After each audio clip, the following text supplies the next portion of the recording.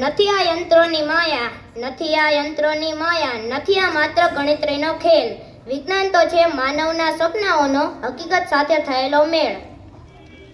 આદરણીય આચાર્ય શ્રી, પૂજ્ય ગુરુજનો અને મારા ઉત્સાહી મિત્રો, આજે 28 ફેબ્રુઆરી એટલે કે ભારતનો રાષ્ટ્રીય વિજ્ઞાન દિવસ. આ દિવસ માત્ર એક કેલેન્ડરની તારીખ નથી, પણ ભારતીય બૌદ્ધિક શક્તિ અને સંશોધનના વૃત્તિનો વિજયનો ઉત્સવ છે.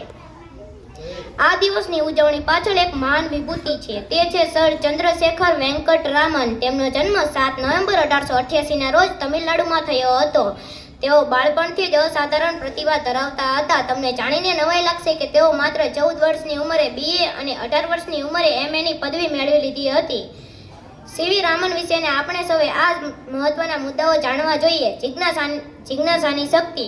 1921માં જ્યારે તેઓ વહાણ દ્વારા લંડનથી ભારત પાછા ફરી રહ્યા હતા, ત્યારે તેમણે સમુદ્રના ભૂરા રંગને જોઈને પ્રશ્ન થયો કે આકાશ અને સમુદ્રનો રંગ ભૂરો જ કેમ છે? આ નાનકડા પ્રશ્નએ રામન ઇફેક્ટની શોધનો પાયો નાખ્યો.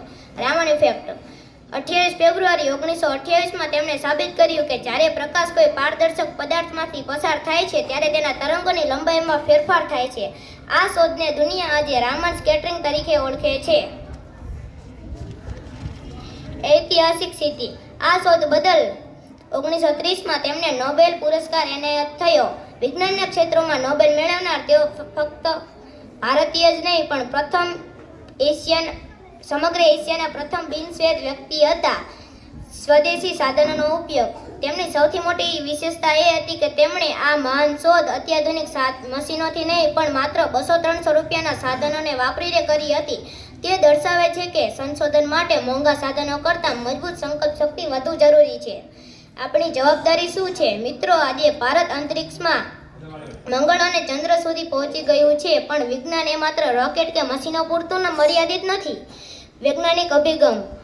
આપણા રોજિંદા જીવનમાં અંધશ્રદ્ધા અને વહેમોને ત્યાગીને તાર્કિક રીતે વિચારવું એ જ સાચું વિજ્ઞાન છે. પર્યાવરણ અને વિજ્ઞાન.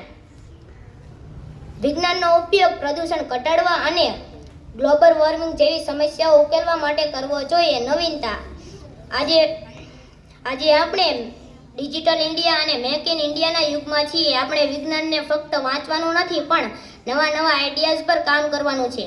ડૉક્ટર સીવી રામન કહેતા હતા કે સાચું વિજ્ઞાન પ્રયોગશાળાના મોંઘા સાધનોમાં નથી, પણ સ્વતંત્ર વિચાર અને સખત મહેનતમાં છે. આપણે સૌ સંકલ્પ કરીએ કે આપણે પણ આપણા દેશને વિજ્ઞાન અને ટેકનોલોજીના ક્ષેત્રોમાં જગતગુરુ બનાવીએ. આપ સૌને ફરી એકવાર વિજ્ઞાન દિવસની શુભકામનાઓ. જય હિન્દ, જય ભારત, જય વિજ્ઞાન. અસ્તુ.